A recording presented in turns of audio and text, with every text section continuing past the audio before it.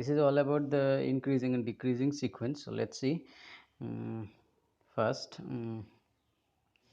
we have xn is a sequence. We have xn a sequence of real number.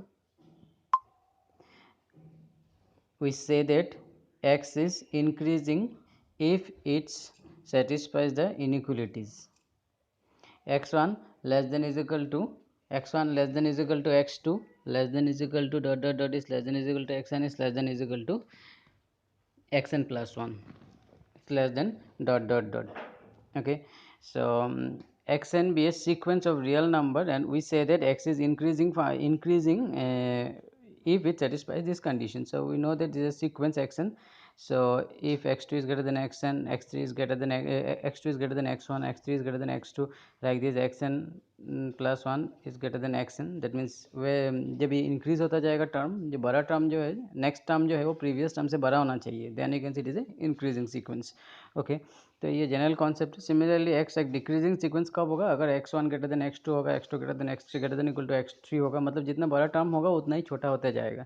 ठीक है, अगर term sequence का terms continuously बड़ा होते जा रहा है, then it's increasing sequence. And continuously अगर वो छोटा होते जा रहा है, that means it's a decreasing sequence. And we say that x is a monotone if it is either increasing और डिक्रीजिंग. तो कोई भी सीक्वेंस अगर वो आइदर इंक्रीजिंग और डिक्रीजिंग हो रहा है तो उसको हम लोग मोनोटोन सीक्वेंस बोलते हैं. ठीक है, तो बहुत लोग बोलेगा कि सभी सीक्वेंस इंक्रीज या डिक्रीज तो हो गई, लेकिन ऐसा बहुत सारा सीक्वेंस है जिसमें ऐसा नहीं भी होता. जैसे कि सपोज ऐसा है 1,1,1 ऐसा टाइप का सीक्वेंस जो कंटिन्यूसली सेम में जा रहा है, तो इसमें ये ना इंक्रीज हो रहा है ना डिक्रीज हो रहा है. ठीक है, -1 होल टू दी पावर 1, इस टाइप का. तो ये -1 + 1 -1 + 1 इस तरीके से जब जाएगा, तो इस टाइप का सीक्वेंस जो है ये ना इंक्रीज हो रहा है ना डिक्रीज हो रहा है, क्योंकि ये ऑसिलेट हो रहा है एक ही जगह में. So this type of sequence is not monotonic sequence. Okay, monotonic sequence it should be either increasing और decreasing.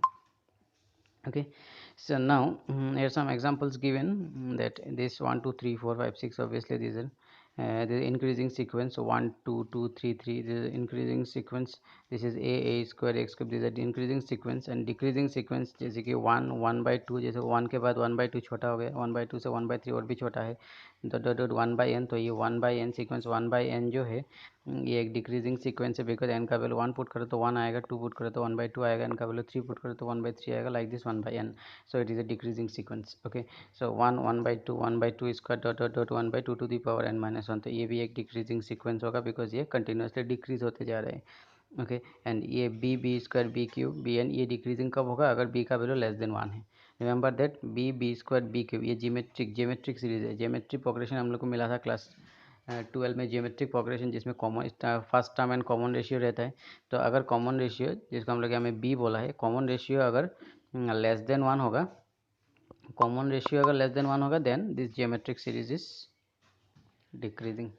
ठीक है, the following sequence are not monotonic. ये देखो मैंने अभी भी बोला था, ये जो ऑसिलेटिंग सीक्वेंस है +1 -1 +1 like this.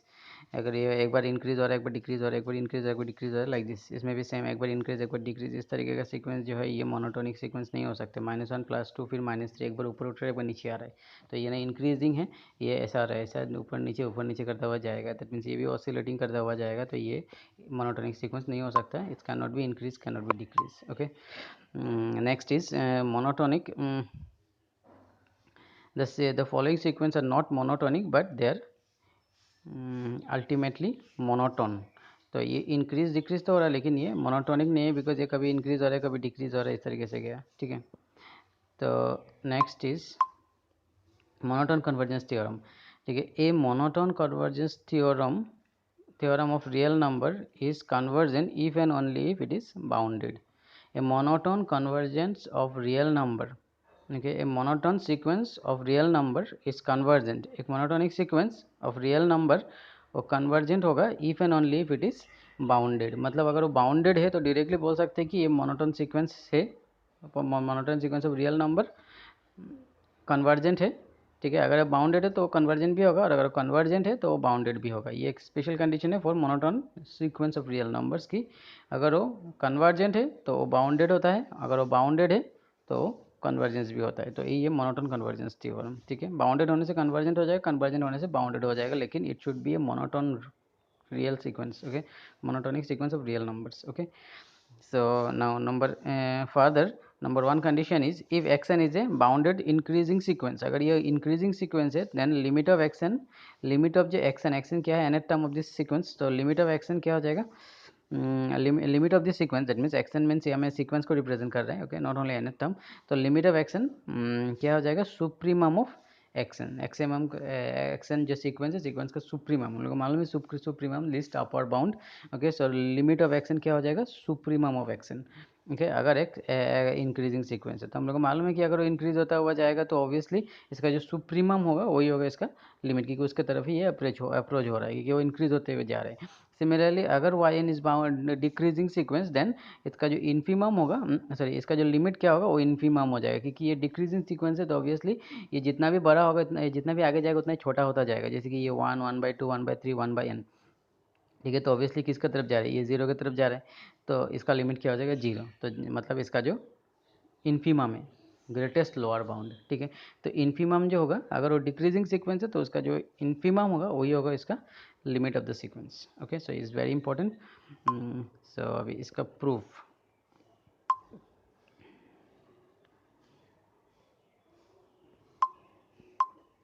okay, let's see. Okay, so we have already proved one theorem 3.3.2 that convergent sequence must be bounded, okay। convergent sequence तो bounded हो गई। so अगर ये कन्वर्जेंट, तो फर्स्ट जो पार्ट है इफ एंड ओनली इफ है यहाँ में, तो दो पार्ट से करना पड़ेगा। एक तो अगर फंक्शन को कन्वर्जेंट है तो वो बाउंडेड होना पड़ेगा, और बाउंडेड होने से कन्वर्जेंट होना पड़ेगा। तो फर्स्ट पार्ट जो है, अगर फंक्शन कन्वर्जेंट है तो ऑब्वियसली वो तो बाउंडेड होगा, क्योंकि हम लोग के पास ऑलरेडी एक थ्योरम है। तो बाय दिस थ्योरम ये 3.2.2 में हम लोग ऑलरेडी प्रूव करके आया हुआ है कि convergent sequence are always bounded. So that's why इसका तो डायरेक्ट हो गया, तो फर्स्ट पार्ट। तो अभी हम लोग को कन्वर्सली प्रूव करना है कि उल्टा, ठीक है। तो लिखने के टाइम में लिख देना कि since convergent sequence are always bounded, so therefore a monotonic sequence of real number if it is convergent it must be bounded, okay। now इसका converge, that means अगर वो bounded है then it convergent, ये हम लोग को prove करना है, ठीक है। so let's see, this is conversely let x be bounded, तो हम लोग इसको bounded monotonic sequence कंसिडर कर लिया। x इज आइदर इंक्रीजिंग और डिक्रीजिंग, ठीक है। ये मोनोटोनिक है तो ऑब्वियसली x जो सीक्वेंस है ये मे भी इंक्रीज भी हो सकता है या डिक्रीज भी हो सकता है, ओके। नाउ केस 1 के मतलब नंबर ए में क्या लिया, xn जो है ये बाउंडेड है और इंक्रीजिंग ले लिया इसको, ठीक है, क्योंकि ये इंक्रीज भी हो सकता है डिक्रीज भी हो सकता है, तो इसको इंक्रीज पकड़ लिया, okay. Now since x is bounded and there exist a real number m, क्योंकि अगर बाउंडेड है तो ये कंडीशन फॉलो होगा, हम लोग को मालूम है बाउंडेड का रूल। तो अगर कोई भी सीक्वेंस बाउंडेड है तो it should be less than is equal to capital M, okay. ये हम लोग को मिला हुआ है, n belongs to natural number and according to the completeness property of supremum, according to the completeness property of supremum, ये हम लोग बोल सकते हैं कि supremum x star is equal to supremum of x n exist in R। तो ये supremum x star, तो ये हम लोग को complete proper according to the completeness property, ठीक है। जिसको ये याद नहीं है वो एक बार ये बुक का प्रॉपर्टी नंबर 2.3.6 को एक बार देख लेना, ठीक है। तो x supremum x star is equal to क्या हो जाएगा, supremum of x n exist in R according to the completeness property, कि ये जो है अगर ये बाउंडेड है और इंक्रीजिंग है तो ऑब्वियसली ये जो है ये हम लोग को एक्स स्टार मिल जाएगा, मतलब एक सुप्रीमम मिल जाएगा ऑफ दिस सीक्वेंस का, okay. And we will show that x star is equal to limit of, तो सुप्रीमम तो मिल जाएगा, और ये सुप्रीमम को हम लोग को शो करना है कि ये सुप्रीमम को हम लोग को क्या शो करना है, it should be the limit of action, ठीक है। तो बाय द प्रॉपर्टी हम लोग को डायरेक्ट मिल जाएगा कि हम लोग का सुप्रीमम तो एग्जिस्ट होगा ही, ठीक है, बिकॉज ये इंक्रीजिंग एंड बाउंडेड सीक्वेंस है तो इसका सुप्रीमम तो होना ही पड़ेगा, ठीक है, क्योंकि सुप्रीमम के लिए बाउंडेड होने के लिए अपर बाउंड होना पड़ेगा, लोअर बाउंड होना पड़ेगा, ठीक है, तब जाके ना वो बाउंडेड होता है, ठीक है। एज ये बाउंडेड है तो ऑब्वियसली इसका सुप्रीमम तो होगा और सुप्रीमम होगा, लेकिन अभी हम लोग को शो करना है कि सुप्रीमम जो वही इसका लिमिट है, ठीक है। तो ये हम लोग का कंडीशन है। तो अभी ये प्रूव करना है, we have to show that देखिए X star is equal to x star को हम लोग सुप्रीमम ले लिया, क्योंकि ये सीक्वेंस का सबसे जो बड़ा सुप्रीमम है उसको हम लोग एक्स स्टार पकड़ लिया। तो अभी limit of x N is equal to supremum जो नंबर है वही होना चाहिए, तो सुप्रीमम को हम लोग ले लिया एक्स स्टार, तो limit of x N is equal to x star होना चाहिए, ये हम लोग को शो करना है, ठीक है। तो let's see, okay, so now if epsilon greater than 0 is given and x star minus epsilon is not a upper bound, ठीक है, x star ये अगर पॉजिटिव नंबर है epsilon greater than 0 and x star minus epsilon is not upper bound, suppose x star minus epsilon जो है upper bound नहीं है, okay and not upper bound of this sequence. तो अगर upper bound नहीं है तो ऑब्वियसली तो सुप्रीमम नहीं हो सकता है। Hence there exist a member X K such that x star minus epsilon is less than K से एक्स के। तो एक्स स्टार माइनस एप्सिलॉन अगर सुप्रीमम नहीं हो सकते तो ऑब्वियसली दूसरा कोई नंबर सुप्रीमम होगा, तो उसको ले ले कि एक्स के। तो X star minus x epsilon जो है वो एक्स के से छोटा होना पड़ेगा, ठीक है, क्योंकि ये तो अपर बाउंड नहीं है तो ऑब्वियसली इससे बड़ा कोई एक नंबर होगा, ठीक है, जो ये सेट का सुप्रीमम तो होगा, ठीक है। तो इसलिए उसको हम लोग ले लें कि एक्स के एक नंबर है जिससे ये एक्स स्टार माइनस एप्सिलॉन छोटा है। ओके ना the fact that x is increasing sequence implies that the x एक इंक्रीजिंग सीक्वेंस है, और ये इम्प्लाइज कर रहे हैं कि एक्स के जो है वो एक्स एन से छोटा होगा, बिकॉज जितना भी बड़ा टर्म होगा ऑब्वियसली उससे प्रीसीडिंग टर्म से तो बड़ा होना पड़ेगा ना। तो एक्स एन जो है वो एक्स के तो बड़ा होना, एक्स से बड़ा होना पड़ेगा, बिकॉज ये इंक्रीजिंग सीक्वेंस है। Okay for n greater than k, n अगर ग्रेटर देन के है तो obviously x n should be greater than is equal to x k, because ये इंक्रीजिंग सीक्वेंस है। सो हम लोग ये लिख सकते हैं कि x k is less than x n, और एक्स के जो है एक्स के किससे बड़ा है, एक्स के ये देखो एक्स के क्या किससे बड़ा है, एक्स स्टार माइनस एप्सिलॉन से बड़ा है। तो इसलिए इसमें लगा दिया कि एक्स के जो है एक्स स्टार माइनस एप्सिलॉन से बड़ा है, और एक्स के से एक्स एन बड़ा है, और एक्स एन से क्या बड़ा है, एक्स एन से इसका एक्स स्टार बड़ा है। एक्स स्टार बड़ा है क्योंकि एक्स एन तो सीक्वेंस को रिप्रेजेंट कर रहा है, और एक्स स्टार क्या है, सुप्रीमम। तो सुप्रीमम सबसे बड़ा होता है, तो ऑब्वियसली एक्स स्टार जो है एक्स स्टार सुप्रीमम है, ये एक्स स्टार जो है ये सुप्रीमम है, तो इसलिए एक्स स्टार जो है वो एक्स एन से भी बड़ा है। और एक्स स्टार के साथ अगर एप्सिलॉन प्लस कर दिया तो ऑब्वियसली और भी बड़ा हो जाएगा, ठीक है। तो इसमें से हम लोग बोल सकते हैं कि एक्स एन जो है एक्स एन, इसमें से हम लोग बोल सकते हैं कि एक्स एन लाइज बिटवीन, एक मिनट, इसमें से हम लोग बोल सकते हैं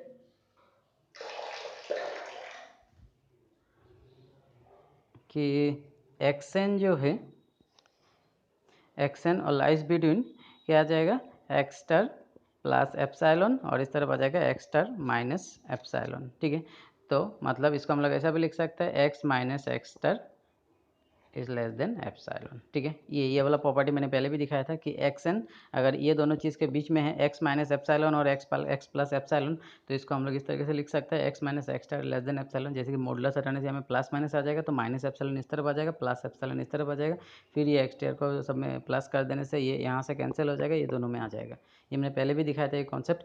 तो इसमें से हम लोग घूम के ये लिख सकते हैं कि x minus x star less than epsilon, और ये क्या है, ये डेल्टा, ये एप्सिलॉन डेल्टा फॉर्म है लिमिट का, तो इसको हम लोग लिख सकते हैं कि limit of x is goes to x naught x star, sorry x star, ये एक्स स्टार है। तो लिमिट ऑफ एक्स एन क्या आ जाएगा, इजिकल टू एक्स स्टार। तो ये हम लोग को शो करना था, limit of x n is equal to x star, ठीक है। तो ये आ गया। So limit of x n is equal to x star, so x N is converges to x star, ठीक है। तो लिमिट अगर limit of x N is x star हो गया तो ऑब्वियसली यही शो करना था हम लोग को, तो हम लोग बोल सकते हैं कि x N is converges to x star, ठीक है। सिमिलरली डिक्रीजिंग के लिए भी करना है, तो डिक्रीजिंग के लिए x N is bounded sequence है, और x x bounded decreasing sequence है, तो ऑब्वियसली ये डिक्रीज होता हुआ जाएगा।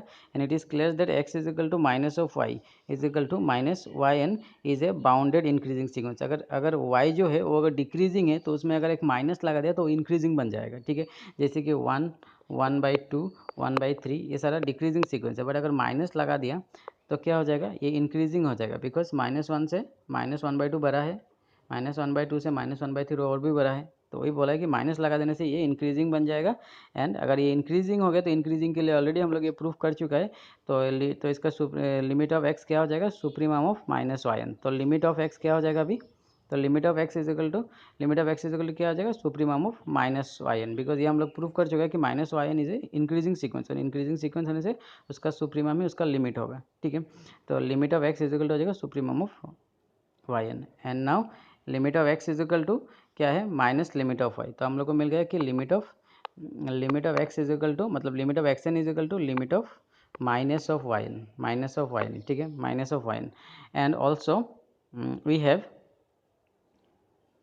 और हम लोग को और एक प्रॉपर्टी है कि ये जो supremum of minus y n is equal to minus of infimum of Y N, ठीक है। तो ये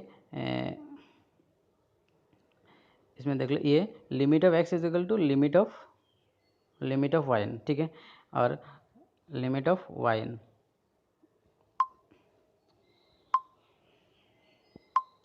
ठीक है, मैं फिर से दिखा देता हूँ। देखो, limit of x is equal to limit of y ना, limit of minus of y minus, ठीक है। Now limit of minus of y, ठीक है, और इसको हम लोग क्या लिख सकते हैं, supremum of minus of Y n, because हम लोग को मालूम है कि एक इंक्रीजिंग सीक्वेंस है, वाई एक डिक्रीजिंग है, बट माइनस लगा दिया तो ये इंक्रीज बन गया। अभी इंक्रीजिंग के लिए limit of a increasing sequence is equal to supremum of the sequence, ये हम लोग को मिला हुआ है, अभी प्रूफ किया नंबर ये ए में, ठीक है। तो अभी supremum of minus y n, अभी इसमें से अगर, ठीक है, supremum of minus y n, ओ ये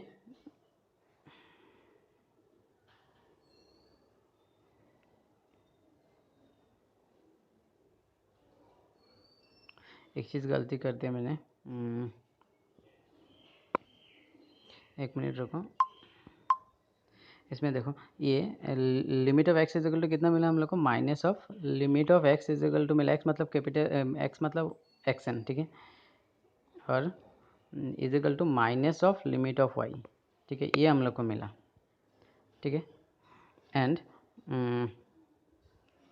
minus of limit of y, okay, so which is equal to minus, और ये limit of y is equal to लिख सकते हैं सुप्रीमम ऑफ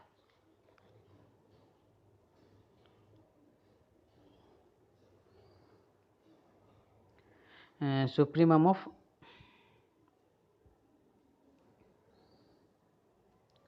ठीक है, इसको नहीं,